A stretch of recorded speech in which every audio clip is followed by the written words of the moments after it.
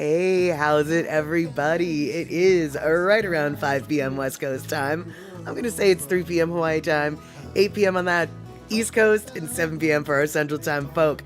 I am Mad Statter. This is Chatter with Statter. And boy, oh boy, I feel like this month we have been super spotty. Okay, by we I mean me, but I'm a little bit better now, I think. However, Fukola T just subscribed for 28 months. Hey there, Fukola T, so that's super awesome. All right, so let's see here. We have got Pauling the Wise, first time chatter. Hey there, Pauling. I'm going to probably just call you Paul.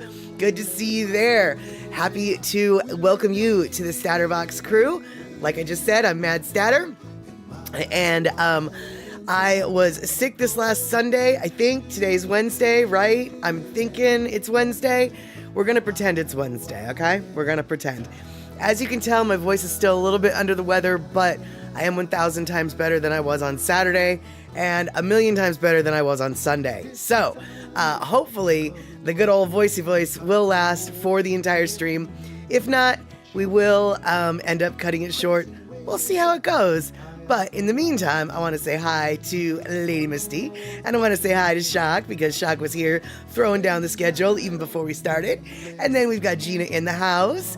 Let's see here. Rick, of course, throwing down with our Lono action. And Mama Sean saying hello to everyone. Fukola T, of course, in the house. Let's see here. Rick, Lady Misty, Paul, we already said hello to you, but I'm going to say hello one more time. All right, Kenny from the Cove. Good to see you again, my friend. Sorry that I missed you and I missed everybody on Sunday, but we are here. And let's see here, Mama Sean and Rick, Lady Misty and Rick and Shakalak and Rick and Stream Elements. Hi, Stream Elements. Hey, Darlene. So good to see you. All right, then. And back to Kenny from the Cove. Gina coming in. Welcome, saying welcome to Paul. That makes me so happy. All right, you guys. So, today we may or may not have things to talk about. I've got a couple little things, so I'm hoping that you guys can come up with some topics as well. But I do have some things, so there we have it. And it looks like we've got Chilled Fate coming in for the first time.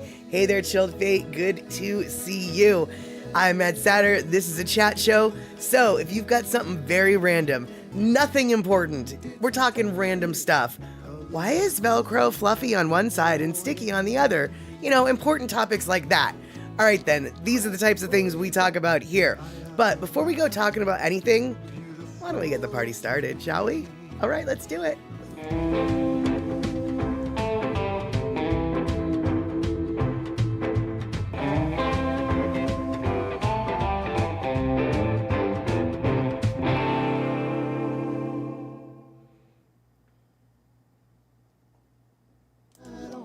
All right, perfect.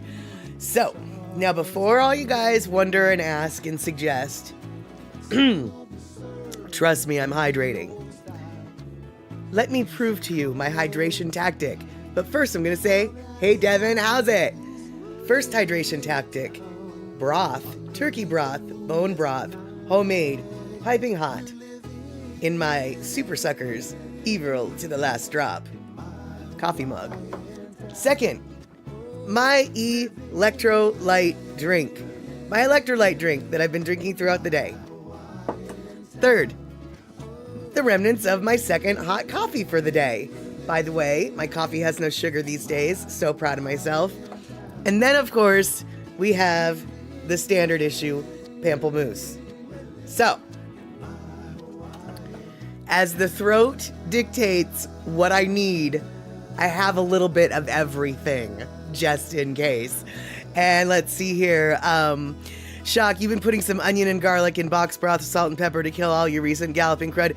Yeah, I'm telling you what, Shock, because you mentioned that you had a similar sore throat stupidness. The stupidness was really, the sore throat was a pain in the throat, but actually the stupidness that came along with whatever this was probably the worst thing about it, because I was stupid. Tired, fatigued, couldn't put two thoughts together.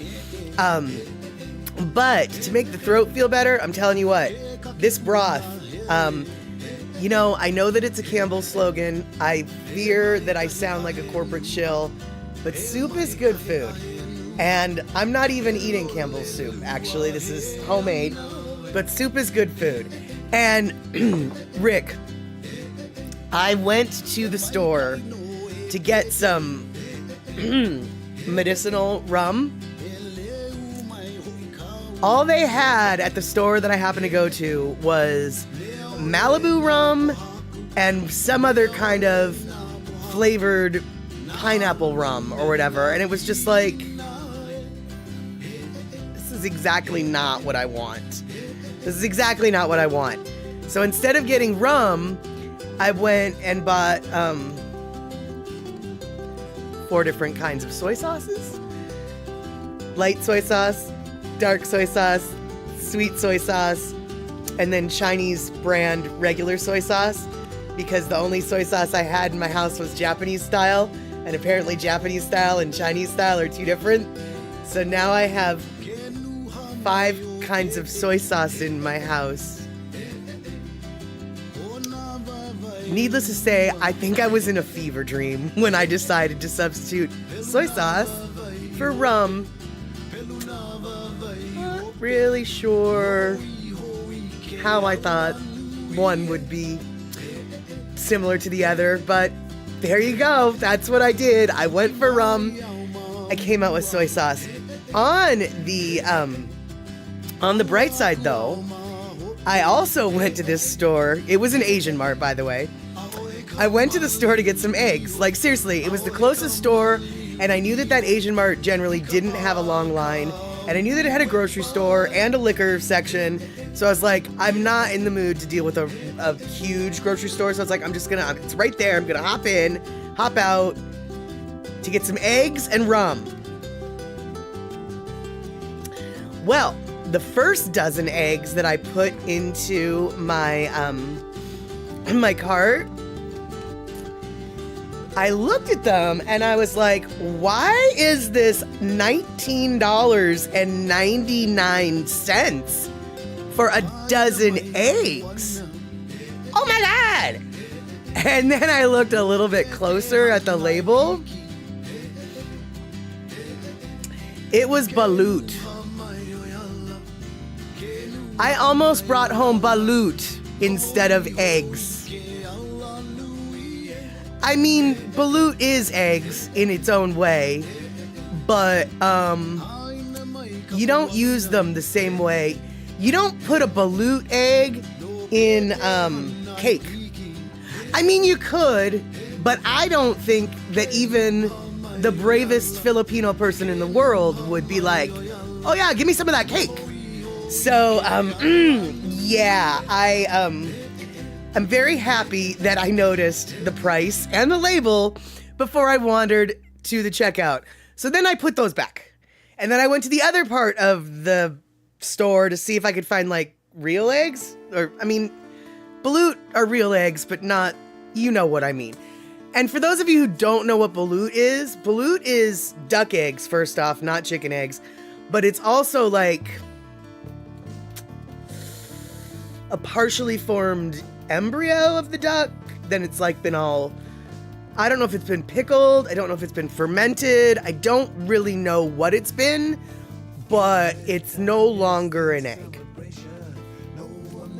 It's a toddler egg, shall we say, or something. Yeah. Either way, not what you want. So I went to go get a regular set of dozen eggs.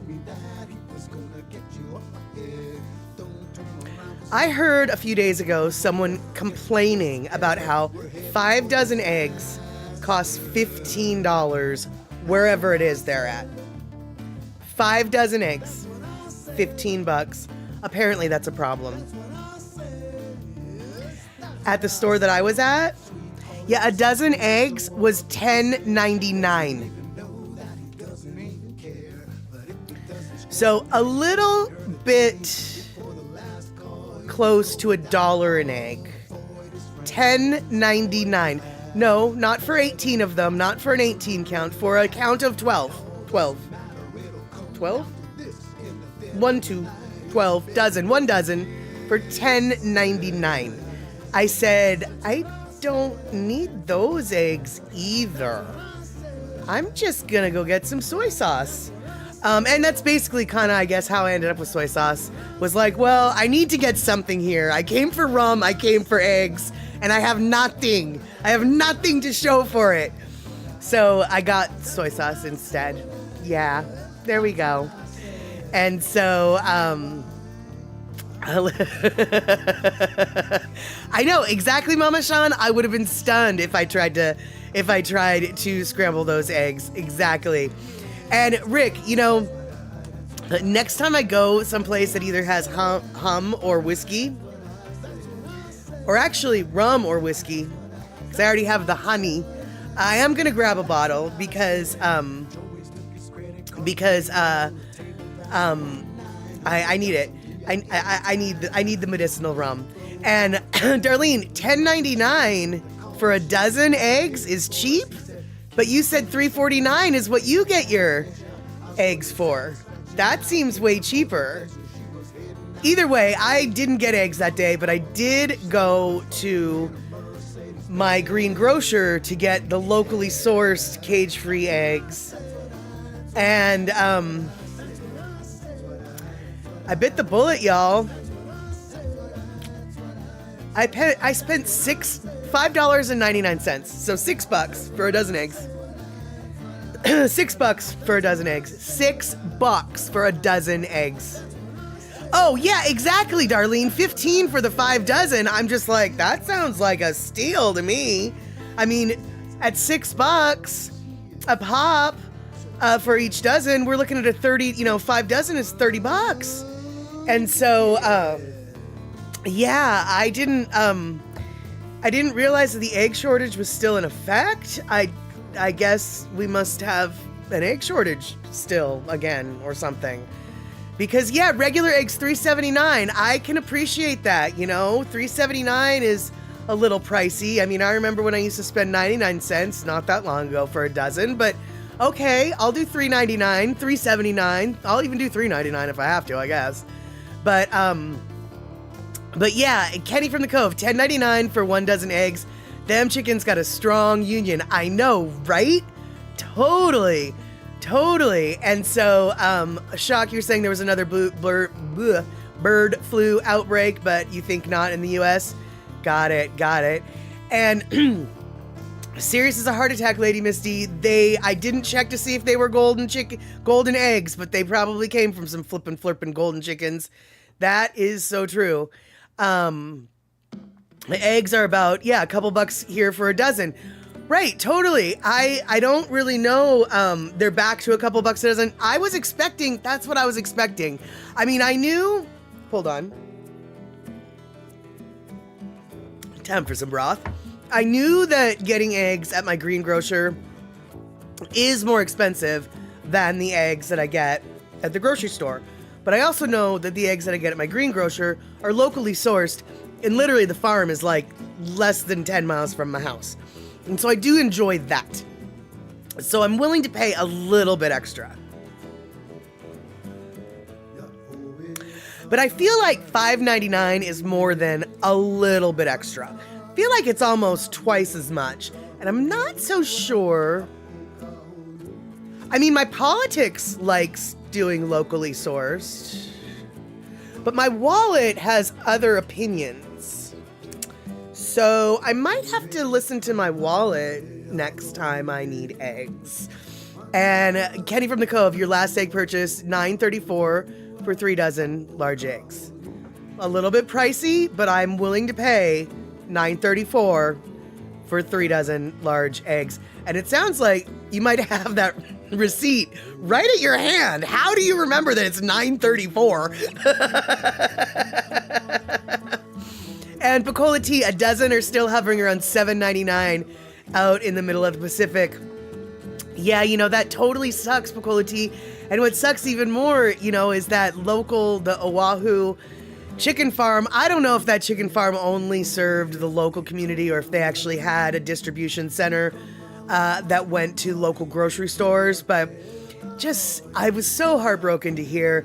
I don't know, for those of you who don't know what the Flying Fork I'm talking about, I wish I could had more names, more specifics, but there's an egg farm on the island of Oahu that's been around for I think like 114 years or something insane like that. And it's been family owned and operated the whole time. And this year they're finally closing up. Understandably so. It's a huge ordeal. It's a big business. No one wanted to buy it from them, so they're just closing. But at the same time, local eggs, locally sourced food for the islands is so ideal. Eggs really are not that difficult to produce, even in small batches of land, like an island in the middle of the ocean. It's not like you can have huge ranches full of, big cattle, although they do have that actually on Hawaii as well. But, eggs, you can have an egg farm just about any place.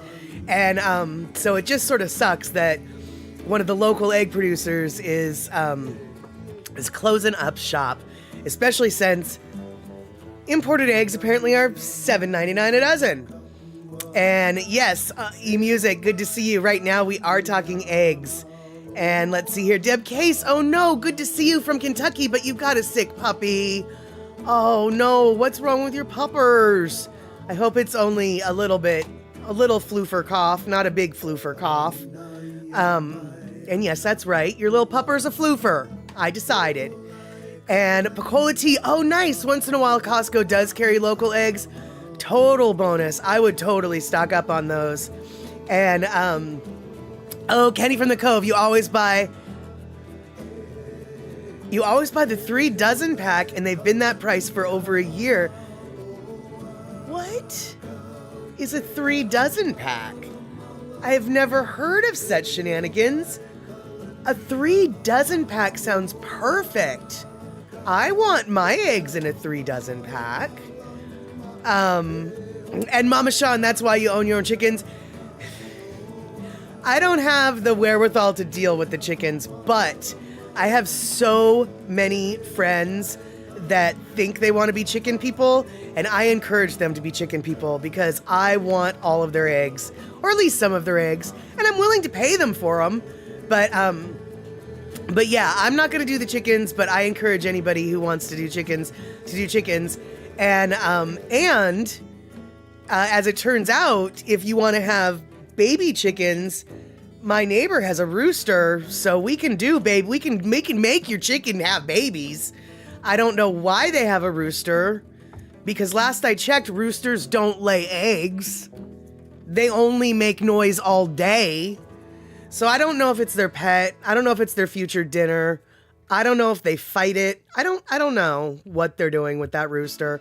I don't mind the rooster, but to me it's just like, why would you get a rooster when you could have chickens and then get eggs, right? Oh, your puppy has an upset tummy. Puppy probably got into something that smelled really yummy and then turned into not so good. Let's see here. Yes, Rick. Rick is coming in with the details that I was lacking. It's the Peterson's Upland Farm in Upper Wahiawa. At least I assume that's what it is, because I remember that it was in Upper Wahiawa that the farm was located, so we're just going to assume that was it. We're just going to assume. So, yeah, I mean, gosh darn it, Kenny, you've got the hookup on the eggs. There's no two ways about that. From the cost to the packaging, 3 dozen sounds like a plan. Sign me up. All right, you guys. So, one thing I did want to talk to you. Okay, so Rick is coming in. Peterson's website says last day of sales is February 23rd. So, what? This Friday. This Friday, you got to get your eggs. Man, I would be buying out all of their eggs, and then I don't know how I would preserve them, but I would be buying all their eggs. And let's see here. Pacola T. Sister-in-law has chickens on her 5-acre North Carolina homestead, but not viable on your teeny tiny island yards, usually consisting of a 5-foot strip of grass on either side of the property. Yeah, no, you wouldn't. Right, you wouldn't. You couldn't. I definitely could. Chickens would be very happy in my backyard. There's no two ways about it. My cats might not be happy with the chickens in the yard. I mean, they might think they'd be happy, but then when confronted with the dinosaur beast about their size, they'd realize, oh, this isn't the birds we're looking for. These are not the birds we're looking for. Devin, okay, going semi-K. If you've got anything to burst out, we will still accept your commentaries, though. So thanks for hanging out. And Kenny, you're pretty sure HEB actually owns the chickens. Okay, well that would make sense how they could basically, cut out the middleman, so to speak. And whoa, Darlene, Costco has helped with the egg situation. You got your 2 dozen organic brown, cage-free for $7. That's $3.50 a dozen. Yeah, no, that's nice. That's nice. That's good. That's better than my $5.99 for my bougie Smith Farms eggs. But you know what? I don't care. I love Smith Farms. I will give them my money until next time I need eggs, I guess. All right, you guys. So I did have a couple things to talk about, and this is one of them. As per our semi-often habit of Whale Talk Wednesday, last Friday we had a development within the southern resident orcas, and so see you later, Deb. Give the puppy ear scritches. I would say tummy rubs, but no, just ear scritches right now. And oh, Rick, you're right. Remember, says Rick, the Easter Bunny's coming next month, so the price of eggs is going to probably go up. Oh, right. And let's see here. Picola T, you watched a feral cat feeder at the park. He fed all the feral chickens first, and then the cats so they wouldn't get their food stolen by the chickens. That totally makes sense, actually. That's brilliant. But now, Picola T, I have to wonder, did he feed the chickens chicken feed? Or did he feed the chickens cat food? I mean, I don't care either way, but I'm just curious if he had special chicken feed for the chickens. I love feeding chickens chicken feed. It's so fun. You spread it all around and they just go crazy, basically. They just go crazy. Excuse me. But anyway, like I was saying, we do have some developing news in the southern resident orca situation. I'm not saying it's necessarily a positive development. It's not, but it is not unpositive, shall we say? So, yeah, here we go. Oh, wait, hold on. Kenny's saying, I'd love to have my own flock of cacklers, and I have the room for it, but too much wildlife, including foxes, coons, and coyotes, as well as stray dogs and cats come rolling through your neighborhood. I don't think the cats would have a problem with the chickens. And I say this because I had cats who thought that they could take down a chicken and then quickly realized, no, they can't. And so chickens kind of scared the flying fork out of my cats. So I don't think the cats are going to be the issue. I do think everything else that you mentioned are very legit issues. But yeah, the cats, unless it's a really big cat or a really tiny chicken, I think the cats might be held at bay. And Picola T, you have no idea, but they were ferocious. Got it. Let's see here. E-music, no, I don't know that many people that use those plastic eggs. It's still, all the people I know are still all about the old-fashioned boiling of and hand dipping and, you know, everything. But, okay, E-music, gotta run. Your sister needs your attention. Let's do it. And, let's see here. What do you say? Okay, Poppy Shaney coming in. So good to see you, Poppy Shaney. Subscribe for 26 months. That is super awesome. And, let's see here. Hold on. Shock was saying, I've seen pictures twice this week of chickens fighting with and running off birds of prey. Exactly, dude. Chickens really have no fear, much like geese. And I really do think that perhaps, and I'm not the only one who thinks this, really, perhaps they are some of the closest living dinosaurs we have alive today. Because they are little dinosaurs. They really are.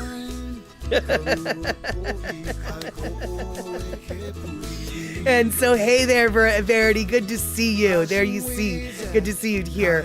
We are talking about eggs, Easter eggs. I'm trying to switch the topic, but we're still on eggs. So, yes, Kenny, I love dyeing Easter eggs too. I hate the cleanup of it, but I do enjoy. I do enjoy the what is it? The ritual, the holiday tradition. There we go. Not the ritual, the tradition of it. And Gina, yes, exactly. They actually are our most, one of the living dinosaur relatives. Totally. And exactly, feral chickens versus southern resident orcas. Who wins? Exactly, says Lady Misty. Unfortunately, Picola T, I think we all know the answer to this. We just actually discussed what a chicken is, which is a living descendant of a dinosaur. Chickens will always survive. Chickens are the most popular, the most common bird across the globe. Chickens will be here forever. Unfortunately, I don't think we can say the same thing about the southern resident orcas. And here we go. Oregon now considers orcas an endangered species. The state's Fish and Wildlife Commission voted to make that distinction on Friday. Ashley Grams has the story. Just like that. If you're lucky and you know where to look, you might see some southern resident orcas along the Oregon coast.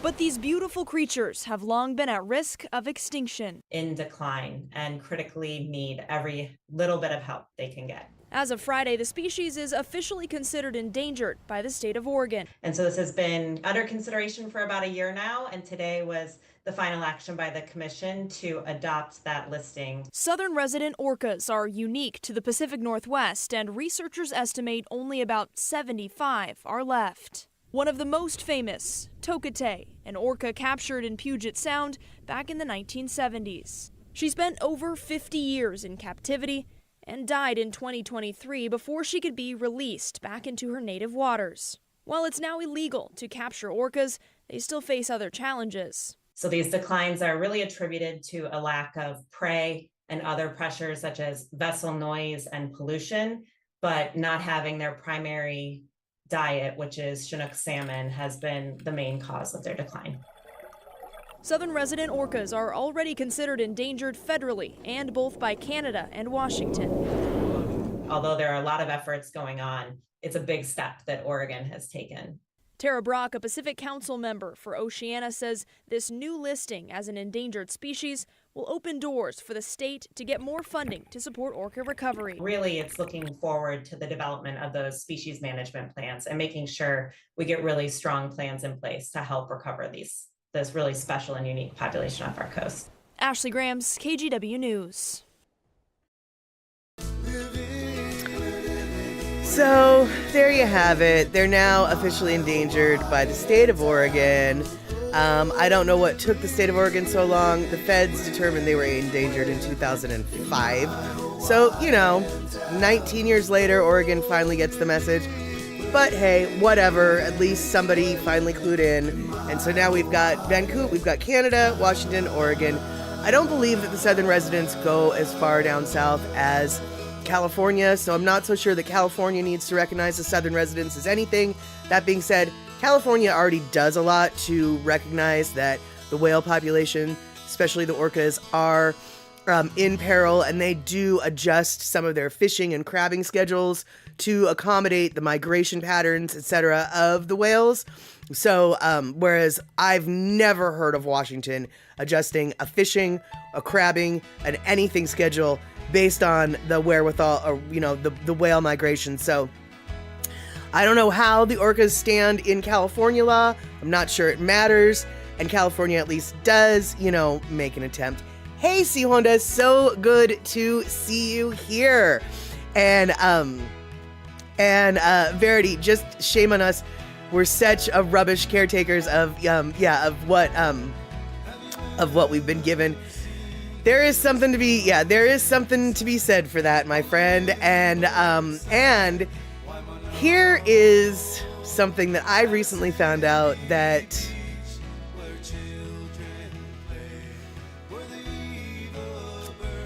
I don't know. I just it was a bitter pill to swallow, as it were. But as it turns out, in 1965, there was an orca whale that was accidentally caught in a fisherman's net up in Vancouver. And a businessman in Seattle, Washington, purchased that orca for $8,000. Named it Namu and brought it to the Seattle Aquarium. So for a few years, Seattle, Washington had the first and only orca whale in captivity. And you know, when one aquarium has it, all the other ones want one too. It was this whale shown here performing for spectators outside of the Seattle Aquarium in 1965 that spawned the desire to capture and keep in captivity all of the orcas that we later abused. I didn't realize that it was the city of Seattle. Granted, it wasn't the city of Seattle, it was a private operation. But I didn't realize that Seattle was the epicenter for this this gold rush, this rush to capture those amazing creatures. But unfortunately, we didn't learn from Seattle, because Seattle was only able to keep the Seattle Aquarium was only able to keep this whale alive for about 2.5, 3 years. And even though it was in captivity outside in a saltwater tank in the waters that basically it lived in, unlike a cement tank like, say, SeaWorld. This is, if you're going to have a whale in captivity, quite possibly the best way to keep one in captivity. But even the best way, it only lasted 3 years. And even though it only lasted 3 years, that didn't really, obviously, nobody learned anything. Nobody learned anything. They thought, gosh, I think I want one of those too. I think that rich aquarium owner has a toy that I need for my rich aquarium, because I'm a rich aquarium owner too. And so yeah, as much as it pains me to admit, Seattle, yeah, we're the root of this.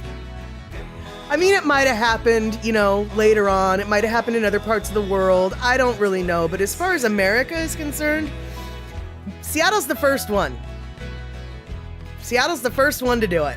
So, yeah, that's just awesome. Right? Yeah, right. Yeah, right.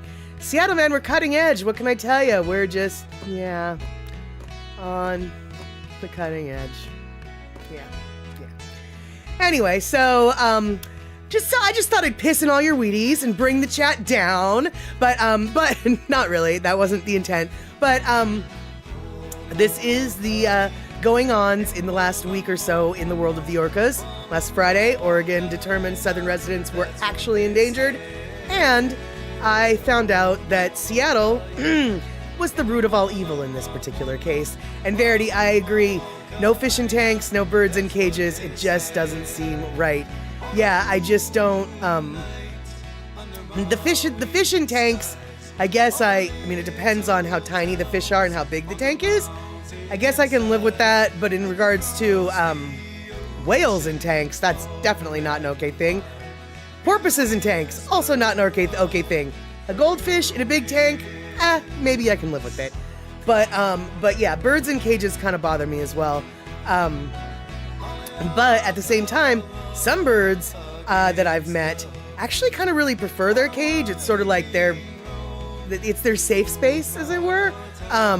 And they've only been domesticated, so they don't know any better. But yeah, it is so sad when you see a bunch of birds all crammed in one, like at the pet store. Now I'm gonna whine like a little puppy. And let's see here, Darlene agreeing with Kenny. Hold on. Yeah, exactly. But Poppy Shaney, though, that is exactly it. Daddy, I want an orca and I want it now. That is exactly, yeah, Veruca Salt, precisely. And I really feel like that's what happened when that orca got accidentally caught in a net and then sold to the richest bidder. And, excuse me. And let's see here. Zoos, you feel, says Darlene, are the same. They can be farms or areas to help animals, but not commercialize them. Right, totally. And hey, Terry from Scotland, so good to see you. We are, excuse me, we're talking about all sorts of wildlife, specifically orcas in captivity at the moment, but also birds and things like that. And let's see here. Hey, Katie's Aura, so good to see you. And Pacola T, sometimes it's hard to know if a zoo is truly keeping animals for conservation purposes or just commercial gain. Absolutely. Hey, Elaine, so good to see you. And indeed, it is the Molly who is mad right here today. And yeah, some of the zoos are just very, very obviously in it for the commercialization. Roadside drive-through zoos are generally a no-go. You know, that is obviously not an acceptable thing. But one thing that I do think is kind of cool is Dolly Parton at Dollywood has a raptor center that I believe, and don't quote me on this, but I believe it's for rehabbed animals that were formerly injured but can no longer be out in the wild, you know, because they just aren't quite strong enough to survive out in the wild or whatever. However, the naturalist deems an injured bird is just not good to put back in the wild.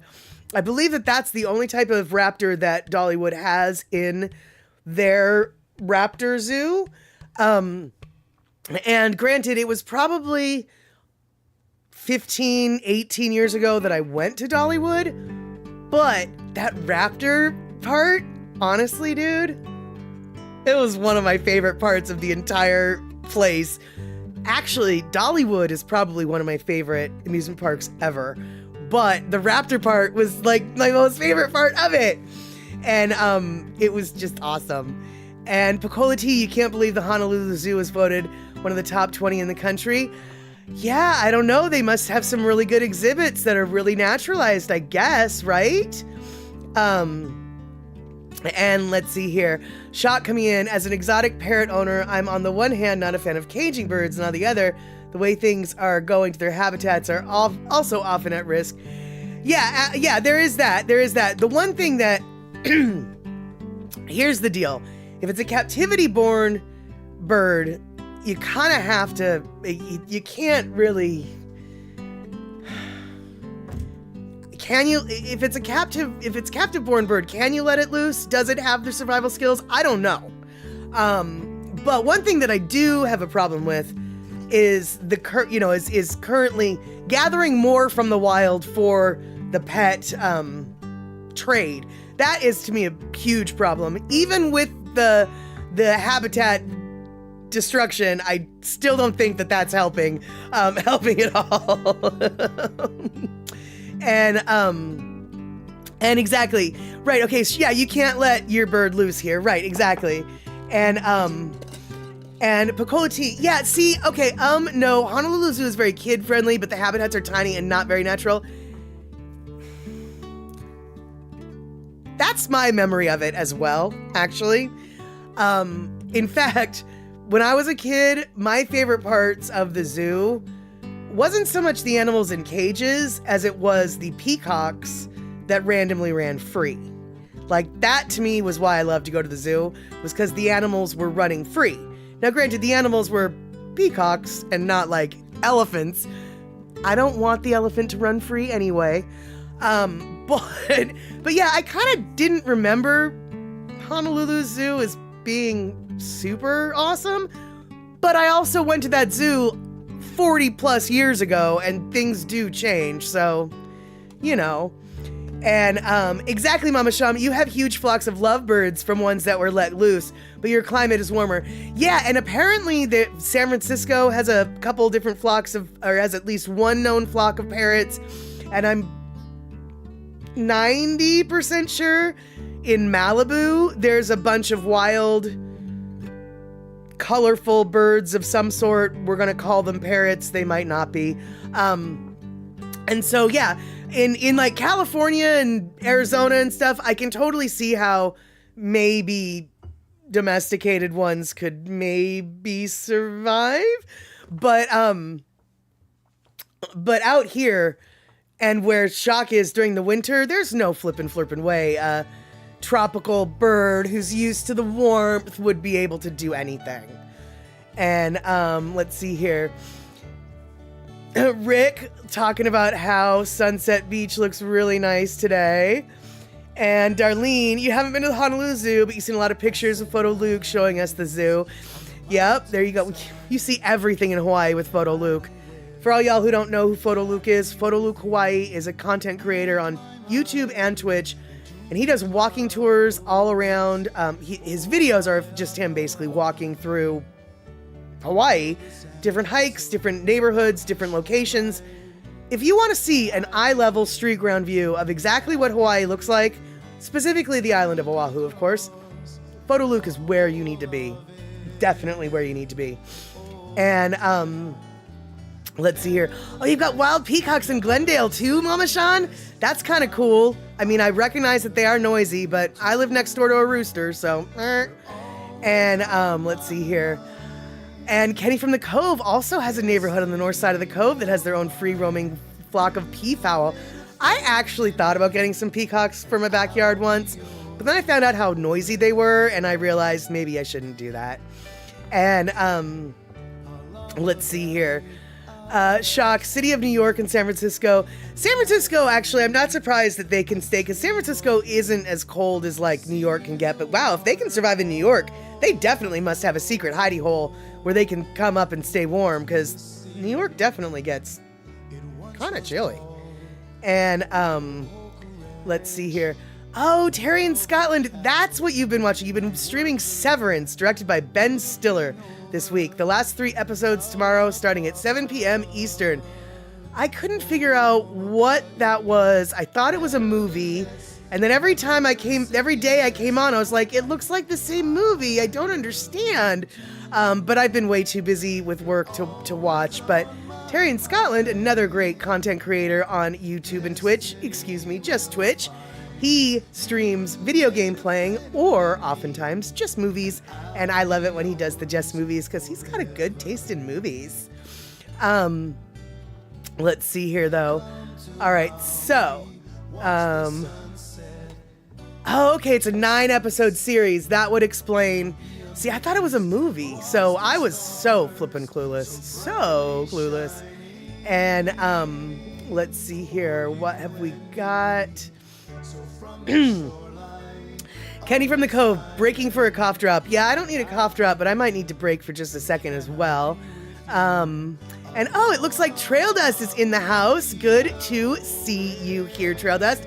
We're talking about wild birds now, peacocks and parrots, and we were talking about chickens at first, but now we've moved on. And let's see here, Picola T, wild green parrots were eating oranges in your neighbor's tree today. No, they're not native. They're escapees who have overpopulated. That's so cute, and that's not disturbing at all. I'm sure there's no repercussions for that on an island or anything. Oops. Oops.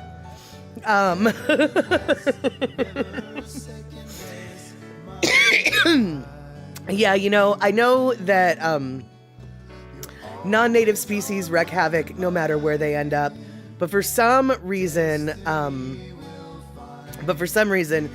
when I hear about them on an island, it just makes me frustrated. How about that? And Pinnell, Severance is about the office job from hell, she tells me. I don't know if I want to watch that then.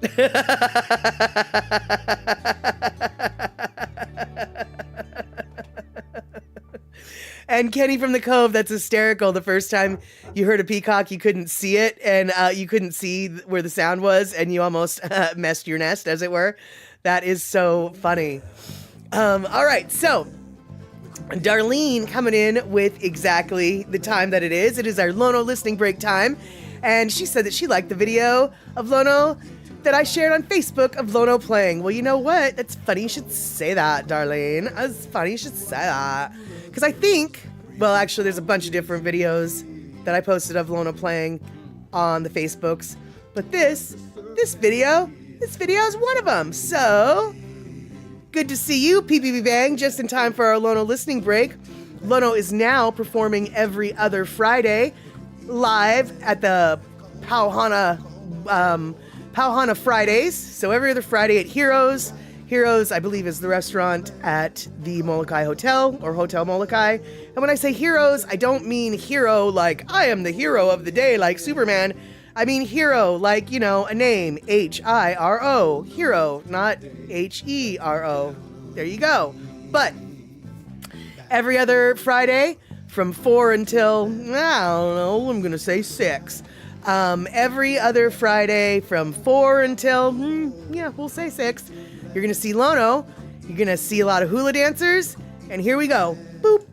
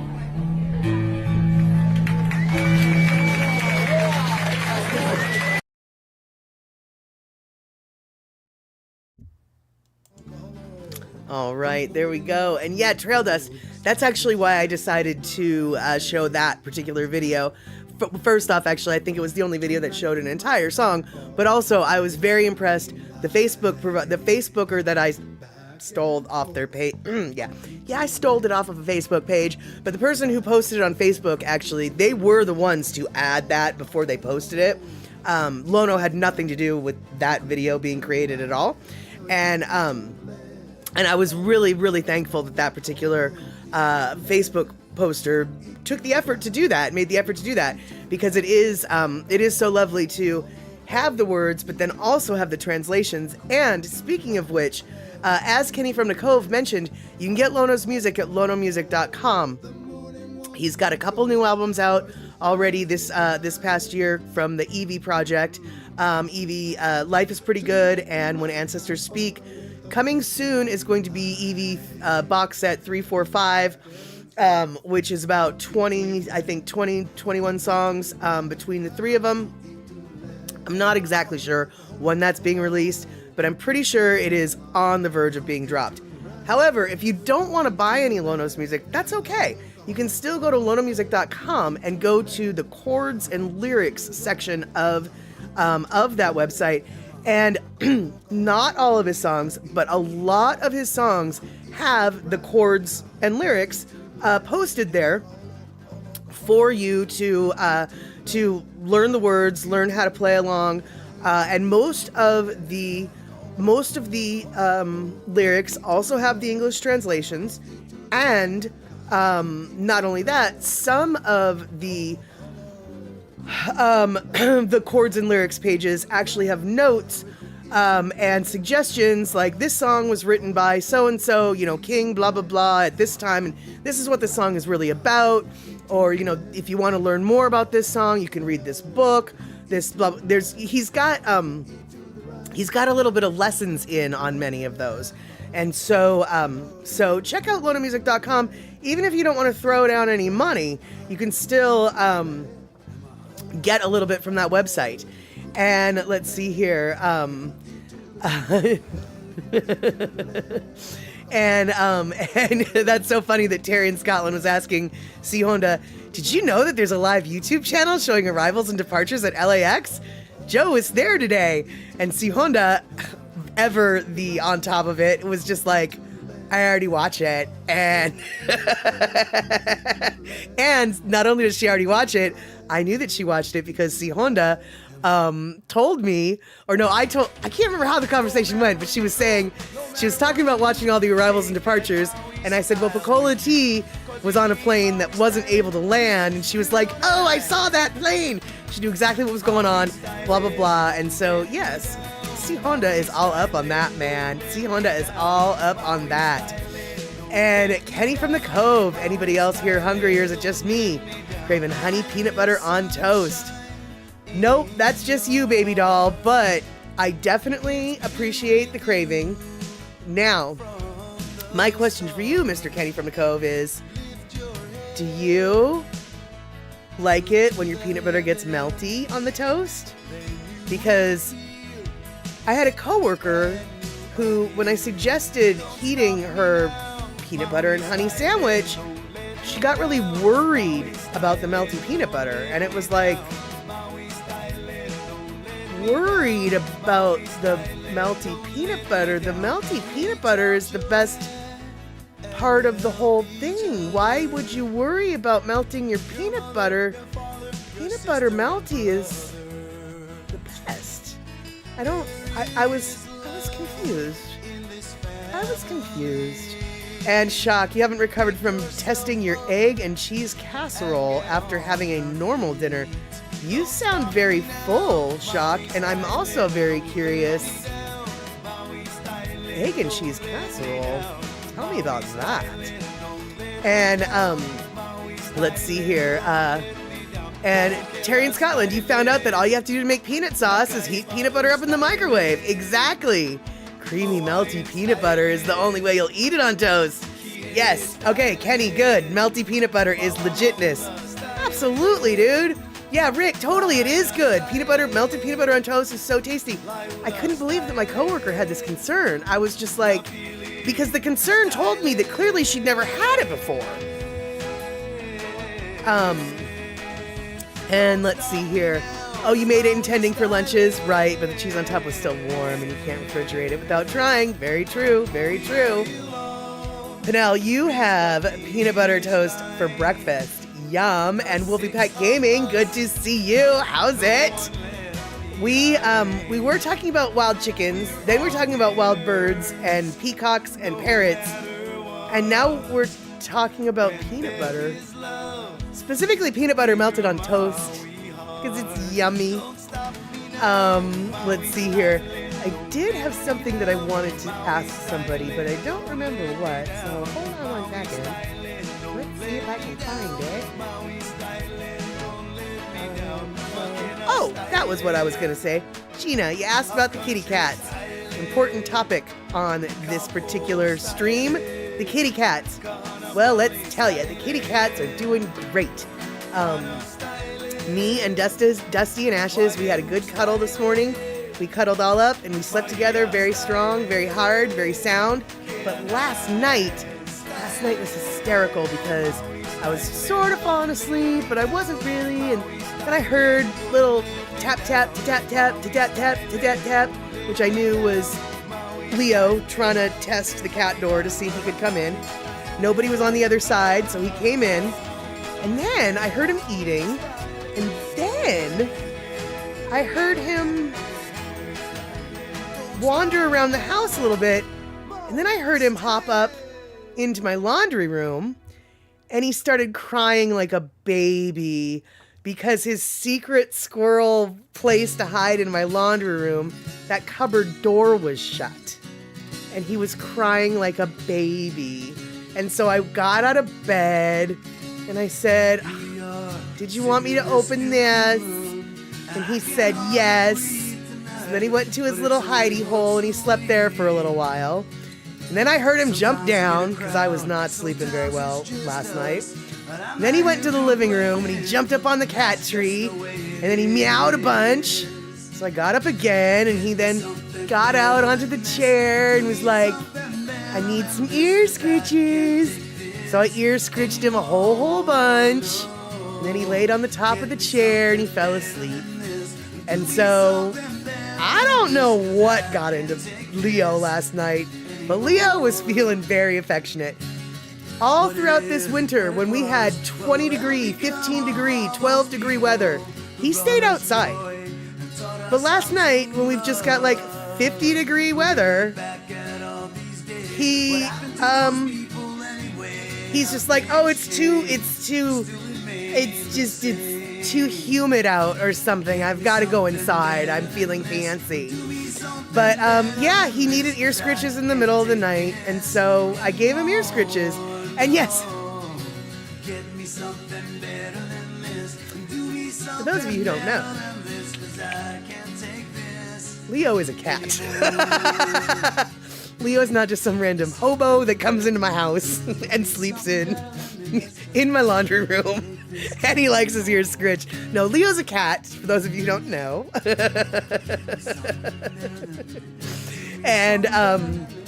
And yes, Kenny, apparently I am America's favorite cat lady, but you know what? I'm gonna do something really risky this summer, and I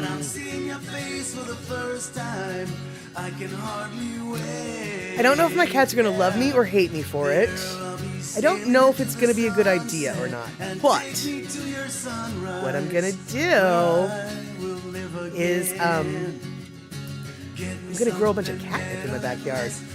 So I used to grow catnip. I accidentally grew catnip in my backyard once, and I grew catnip that was like 7 or 8 feet tall, and that were buds the flippin' size of, forearms.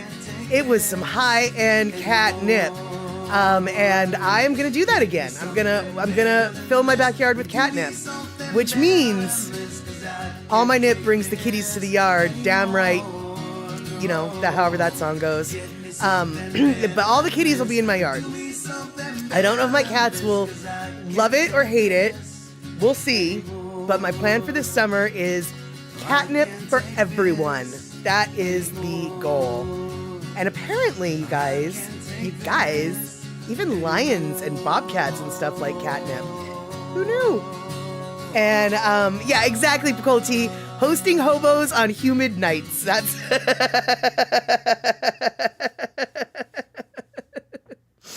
and Darlene, you have some wild catnip growing in the back, but I do try to keep it under control somewhat. Yeah, well, honestly, you see, I am a little bit concerned about my plan because catnip is in the mint family and mint does run rampant, but catnip also reseeds itself like nobody's business. And so even if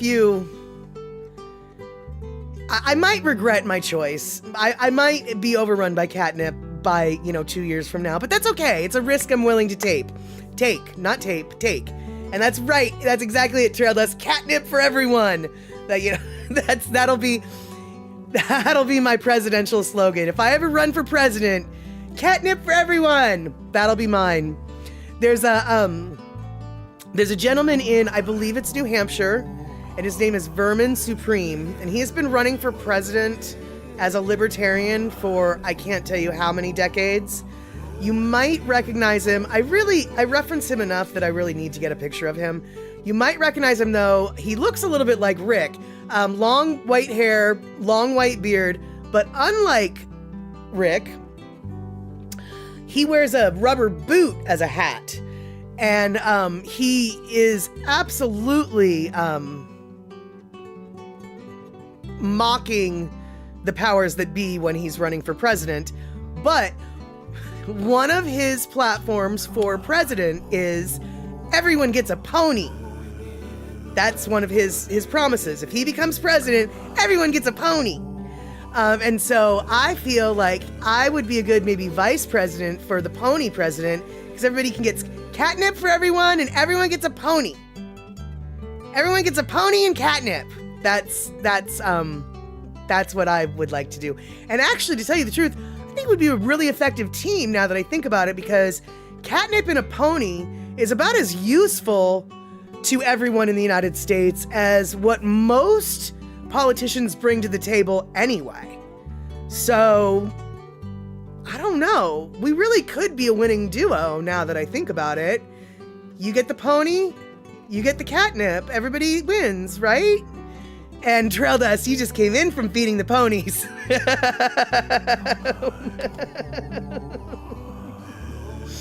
And exactly, Kenny from the Cove, there we go. Vote for Kenny from the Cove for U.S. President 2024, a chicken in every living room and a catnip in every backyard. Exactly. See, I feel like between Kenny, Vermin Supreme, and Mad Statter, we could make a pretty good presidential, vice presidential, Speaker of the House team?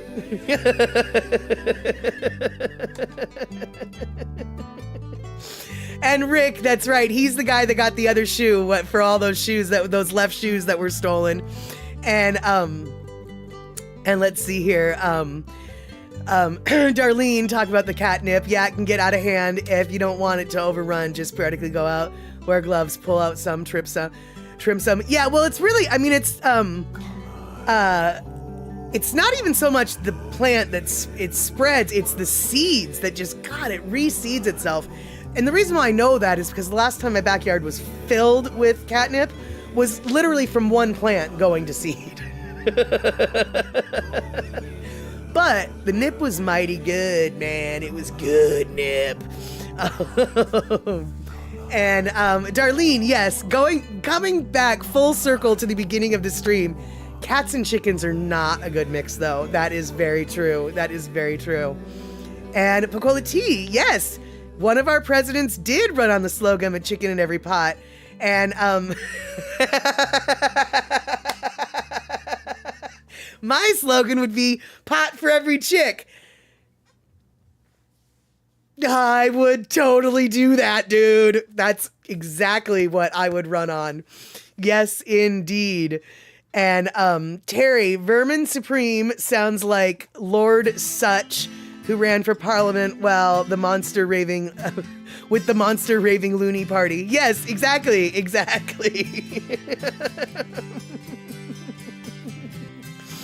And Kenny from the Cove, exactly. Me for U.S. president? I'm not the answer. I just want a job with good benefits.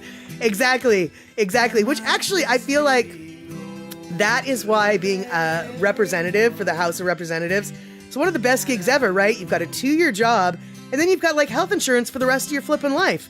Sign me the flying fork up. I honestly, I'll go be a rep for a minute just so I can be insured. Okay. And let's see here. So the chatter here goes off the beaten path, down the grassy slope, and stomps through the puddles.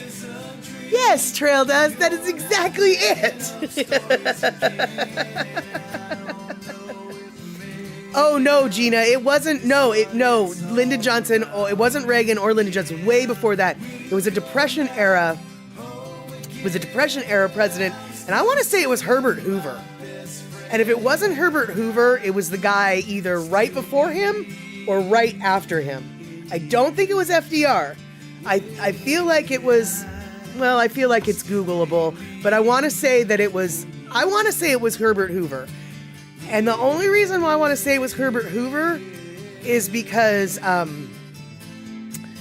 there's a song in Annie about Herbert Hoover, and so I know that he's of that era. Could it be Wilson? I don't know. It maybe could be Wilson, but I just remember when I had the soundtrack to the Broadway musical Annie when I was a child, because I did. It was one of the first albums I owned, and I loved it. And I sang along with almost every song. And there was a song called We'd Like to Thank You, Herbert Hoover, for really showing us the way. And it was definitely a tongue-in-cheek thing because, he wasn't very effective.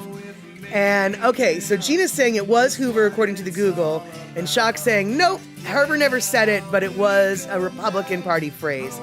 So, okay, whether or not Hoover said it or not, it was a Hoover-era saying. How about that? And Rick, also saying Google, says President Herbert Hoover stated he had promised voters a chicken in every pot and 2 cars in every garage during the campaign of 1928. That is exactly it. And let's see here. Terry, I don't remember this because I don't know if I was alive, and if I was alive, I was way young. But remember when Barry Goldwater ran on the slogan, "In your heart, you know he's right." The Democrats countered with, "In your guts, you know he's nuts." That's funny, and I wish the Democratic Party was brave enough to have such slogans again. But instead, they really aren't as straightforward as clearly they used to be, and they aren't really as ready for a fight, it seems. They're a little more... well, they seem to lack backbone at times, which is unfortunate. Yes, it is. But Shock's saying that the phrase has led to have originated in 17th century France. Oh, I don't doubt that, but I think we can all agree, Shock, that it doesn't stick in our memory because of it being started in France. I think it was because of the whole Herbert Hoover thing. I don't know why I keep wanting to say Herbert Hoover in a Kermit voice, but for some reason, Herbert Hoover just sounds better when said like that. And Kenny from the Cove, I totally read what you said wrong. What Kenny really said is, as president, I promised to legalize pot and criminalize pineapple on pizza. What my eyes originally read was, as president, I promised to legalize pot and criminalize pizza. And it was like, well, Kenny, that is not going to get any votes. You're going to legalize pot, you better not criminalize pizza. Criminalizing pizza with legal pot is probably the worst political move you could ever make. But I see that is not what you said. Herbert Hoover. Mama Sean. I don't know why I'm amusing myself like that. Robert, says Shock. Robert. Yes, Robert. I know how to say Robert because of a MASH episode where Charles fell in love with a French woman who had the audacity to have a lover that she lived with named Robert before she fell for Charles. And when Charles found out of her bohemian ways, he feared his family could just not oblige. Yes, that's how I know how to say Robert. And so, and so Rick coming in with the truth that Shock was just like, if anybody listens to me, I'm telling you the truth. Which Rick is saying, if I'd bothered to read further. Google continued, Hoover never actually uttered the phrase, but the Republican Party did run ads suggesting that this is what Americans could expect if he was elected. Oh, I see. And, Statter in my Swedish Chef voice. It's very Muppet-esque. I hear Kermit more than the Swedish Chef, but yeah, it is definitely Muppet-esque. And, let's see here. Trail dust, pizza with pineapple, caramelized onions, chicken, and Alfredo sauce. You have me at everything except for the pineapple. Because otherwise that sounds delicious. I mean, I'll let you have the pineapple. Don't get me wrong. I accept that there are times when pineapple should be on pizza. I'm not saying that that's a time, but you can have it. And Rick, you could never roll your J's either. I see what you did there. And Kenny from the Cove, if only you could send me a recording of what you think Bucky Beaver sounds like. Well, you probably can. I mean, just voice record on your phone and send a voice file, right? I mean, I couldn't necessarily share it without downloading it and whatever, but I think we have the technology, man. I think we have a technology. And Darlene, nope, not me, Trail Dust. More of a traditional pizza girl. And yeah, you can quote me on that over this. Coca-Cola Tea. What? You know what? No, I'm not gonna freak out. So Coca-Cola Tea says, don't hate me, but I had pineapple chunks in my coleslaw today. It was delicious. I'm on the verge of freaking out, but I'm not going to, and here's why. I had coleslaw with raisins in it, and it was really good. And the idea of coleslaw with raisins makes me almost as angry as the idea of coleslaw with pineapple. Now, it still makes me angry, even though I know it's good. So I'm gonna accept the anger, and I also accept that perhaps it's good. Coca-Cola Tea, though. Now, when you say pineapple chunks, do you mean the chunks that were bigger, or do you mean the tidbits, which are like the chunks only half size? Not the crushed. I don't mean crushed. Or was it crushed? I don't mean the crushed. I mean the tidbits. Do you know what I'm talking about? You know what I'm talking about? How big were the pineapple chunks is ultimately what I'm asking. I guess that's what I'm asking. And Trail Dust, coleslaw with raisins and apple chunks. Once again, that is disturbing. However, here's the deal, right? Okay, so we've already established that coleslaw is acceptable with raisins, even though I don't even want to admit it, but I know. Okay, so coleslaw and raisins go together. Apples and raisins totally go together. Apples and cabbage are oftentimes cooked together.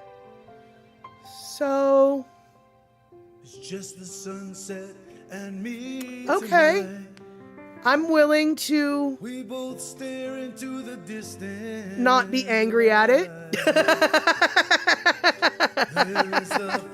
And Darlene's just like, coleslaw tastes yummy with fruits, and fruits in are delicious. I can honestly say, aside from the raisins, I've never had this. So I might have to expand my coleslaw protocol. And Coca-Cola Tea, you tried it at Dave's, but did it more in your homemade slaw. Sliced fresh pineapple and chopped it into half-inch bits. So yeah, more like the tidbits rather than the regular chunks, I guess. And let's see here, similar to a Waldorf salad, says Mama Sean. And then, of course, Devin, chicken salad with grapes or apples or both.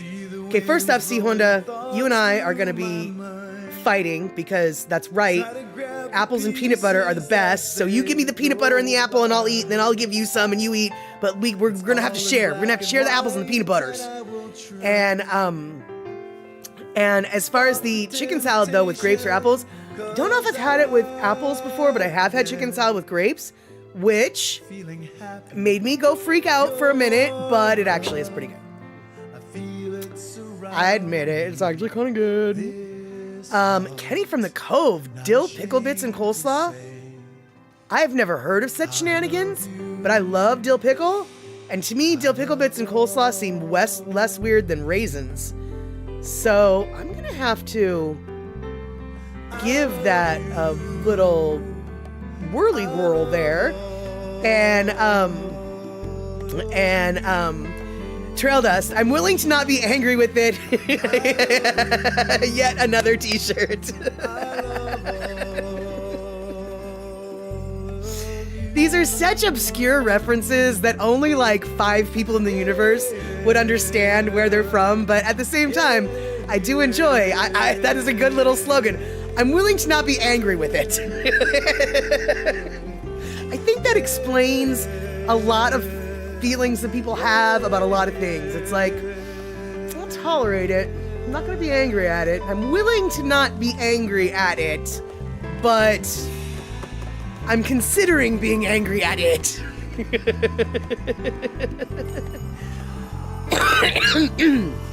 But I think it was Darlene that said that you grated your apple to go in the coleslaw. That is not at all how I was envisioning it when people were saying apple and coleslaw. That makes total sense. Excuse me, y'all. That makes total sense. The grating, texture-wise, like just goes with the whole thing. Yeah, that sounds good. That sounds like a good way to do the apples. And let's see here. So dill pickle slaw is awesome on a burger. That does sound good. And Darlene, seeds in coleslaw. Clearly my coleslaw game is just like 1970s white suburban housewife from the prepackaged salad bag. It's cabbage and carrot, and then of course the dressing. Like, gosh darn it, y'all, your coleslaws are fancy. Like super fancy with the seeds. That sounds good. And Mama Sean, you make curried chicken salad with dried apricot and almonds. I don't know if I would like that because I'm very picky about curry, but curry with almond and apricot and chicken, I feel like if it's just a regular mild yellow, type curry, a golden curry, what is it, the garam masala, that's the stuff. I might like that, actually. And yeah, clearly, Picola T, I need to up my slaw game. Now, Trail Dust. Okay, this is where this is where it's gonna get weird, man. Your wife puts apple slices in grilled cheese sandwiches. That sounds like something someone who eats cheddar cheese with an apple pie would do. And the idea of eating cheddar cheese with an apple pie, to me, is so weird. But apparently it's not weird because a lot of people do it. And so, and so, Trail Dust, I guess my question for you is, does your wife put cheddar cheese on apple pie? And then I guess my next question is, have you tried this apple sliced cheddar cheese, and is it good? The grilled cheese sandwich with the apple slices. Have you tried it? Is it good? I just... If I had pearls, I would be clutching them. Just saying, right now. And Kenny, they actually sell dill pickle coleslaw kits with pickle chips already in it. So that must be like a Texas thing or something, huh? I mean, I know HEB is a Texas thing, but okay, all y'all, I'm throwing this out here, like, dill pickle coleslaw, is this something that you've heard of? Is this something that you can find in kits in your area? I feel like this might just be a Texas thing, and Texas knows how to deal with a good pickle, so I'm open to this. And Trail Dust, excuse me, you have tried it, and you like it, and also, Verity says, apple pie without the cheese is like a kiss without the squeeze. Clearly, Verity is of the apple pie cheese variety. I don't know. You know, you guys, I love apple pie. I love cheddar cheese. I love melted cheddar cheese, which apparently I've been told is the way that you put the cheddar cheese on the apple pie. I just don't know, though. It seems so very weird to me. And Mama Sean is like, hey, wait, this might work. Grilled cheese? I like cheese with apples, so toasted might be good. There you go. And Devin, yeah, I'm right there with you. Dill pickle, anything is delicious. But no dill coleslaw kits around these parts either. Yeah, exactly. Exactly. And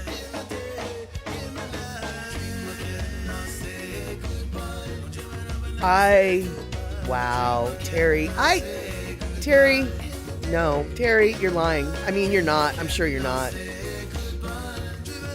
Okay, first off, Terry, you're talking about George Bush the Lesser, not George Bush the Elder, right? When you say, you're talking about G-Dub, not the older one, right? Not the guy who was the head of the CIA. You're talking about his stupid cokehead son, right?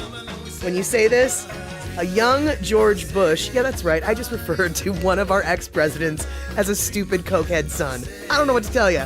So one of our but here's why, actually, here's why. A young George Bush asked LBJ, is there that much difference between the Senate and the House? LBJ replied, is there much difference between chicken salad and chicken crap? I can't believe that a future president of our country didn't know, yeah. Oh, God.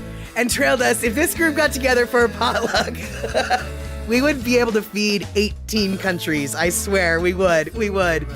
And, Shock, check grilled cheese with pickle. Did anyone mention that yet? No. I mean, I've eaten grilled cheese with a pickle on the side. Putting pickle in a green? Why have I not done this? Explain to me why I've not done this. Because these dots were so close together, I eat a pickle with the grilled cheese every time I can, almost. That sounds flippin' delicious, dude. Yep. And Verity, on account of it's the truth, I think I know what you're talking about, and yeah, there is something to be said for that.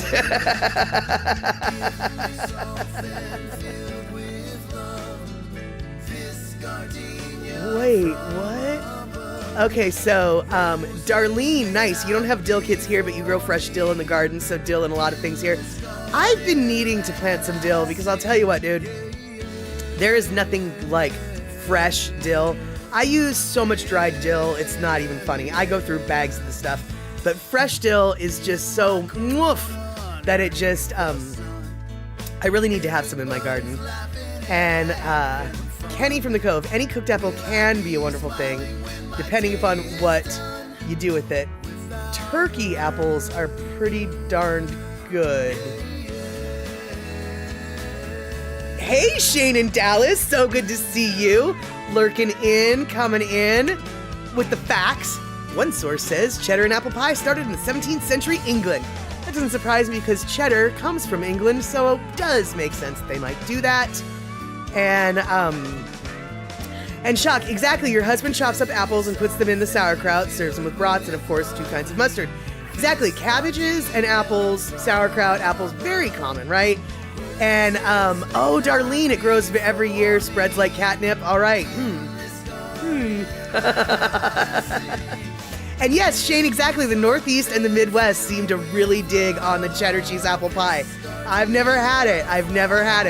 I'm kind of like, I don't know if I want that. But let's see here. Love dill. Have to have it on salmon, and even like it in your tuna sandwiches. Oh yeah, for sure. It just, yeah, dill is just so tasty.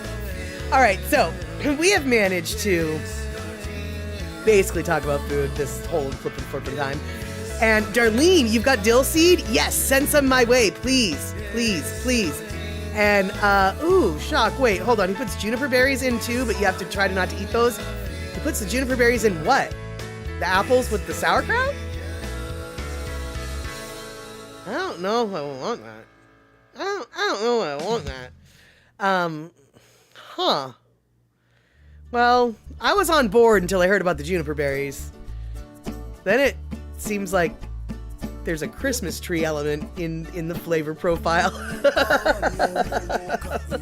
And yes, exactly. Cabbage, apples, and pork all work beautifully together. And anyone who's of my era and who watched the Brady Bunch might know what I'm about to do. Pork chops and applesauce. I don't know why I still remember that line from Peter Brady. I think he only even said it once, but apparently people quote it to him to this day. Pork chops and applesauce. That's exactly right, Shock.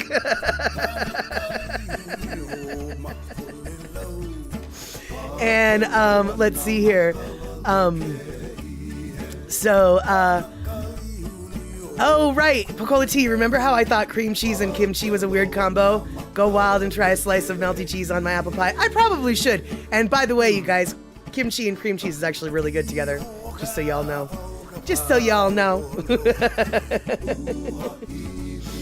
Bramley apples are big, green, and hard, but they make the most delicious pies. I've never heard of a Bramley. We use out here in the Pacific Northwest and probably all over the United States, Granny Smith is the big, green, hard cooking apple that a lot of people seem to defer to. And so Granny Smith is my go-to. From what I've heard, though, Honeycrisp cook very well as well. But Honeycrisp are so flippin' expensive that I don't really want to make a whole apple pie out of Honeycrisp, because that's one expensive apple flippin' pie, right? I mean, Honeycrisp apples are sometimes like $3 per apple, for goodness sake. Half the reason because the apples are so flippin' huge, which is another one thing that I don't like about Honeycrisp. They're too big. I mean, they're delicious, but they're too big. And Shock coming in with Pussycat's job. Time's up. Only here's the deal, y'all. I have one thing to ask you guys. You don't have to answer me right now, but think on it. I have a friend who is Alaskan Native. She wants to come down to Hawaii, but she would prefer to stay at an Airbnb that is owned by Native Hawaiians. Does anybody know of such a thing or have a connection? Doesn't even have to be an Airbnb. It could be a hotel run by natives. She was hoping to find native-centric lodging. So, this is your homework if you choose. This is your assignment if you choose to accept it. Talk to your peoples. Do a little scuttlebutt. See what you can find out. And next time we see each other on Chatter with Scatter. No, Chatter with Scatter. I'm not Scatter, I'm Statter. Next time we talk on Chatter with Statter, hopefully you guys will be like, hey, on the island of Maui, Auntie blah blah blah has a hotel who blah blah blah. Or something. It doesn't, she has not determined what island she wants to go to. In fact, the best guess is she's gonna go to whatever island she can find the lodging of her choice. So, now obviously if she can't find lodging, she is still wanting to go. She's very hesitant because she doesn't know anybody from the islands and she has not been specifically invited. And she recognizes her presence on the island as a tourist is not necessarily what the locals might appreciate. So she wants to be as respectful as possible, okay? And so, with all of these parameters in mind, let's see what our hive mind can find out. I told her that I'm going to ask my people. It's going to take a little while. So you guys, being my peoples, some of my peoples, there we have it. And if you don't feel like doing the research or talking to your peeps or finding anything out, that's cool, man. No worries. But if you happen to learn something like, oh, that's right, I remembered my cousin's neighbor, blah, blah, blah, blah, blah, whatever, yeah, there you have it. So,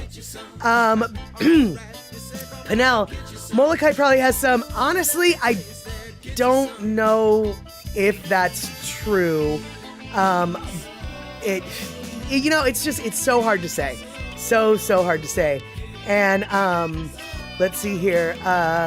Verity, call the church, ask them, they'll set her right, or check with one of the Zen centers. Okay, cool. See, this is why I presented this to the hive mind. So there we go, you guys.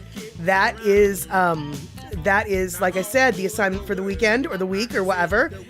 And we're almost done here. I'm sorry we're late, I know. But speaking of this weekend, Saturday, 6 p.m. West Coast time, we are going to watch Blood on the Flat Track. And this is the Seattle roller derby inception story. So we got a lot of the old roller derby. Well, not the old. We got the information last Saturday about the formation of Women's Flat Track Derby Association, and this is basically the second chapter of that formation. So we will be watching that 6 p.m. West Coast time. All right, you guys, I want to thank you guys for hanging out. I want to thank you guys for chatting. I want to thank you guys for subscribing, resubscribing, gift subscribing, all of the biddies. But really, for the most part, what I'm so thankful for is you guys just being here and chatting away. So, there we have it, rabbits. I'll see you soon. And maybe next time, I'll bring Herbert Hoover with me too. Take care, y'all.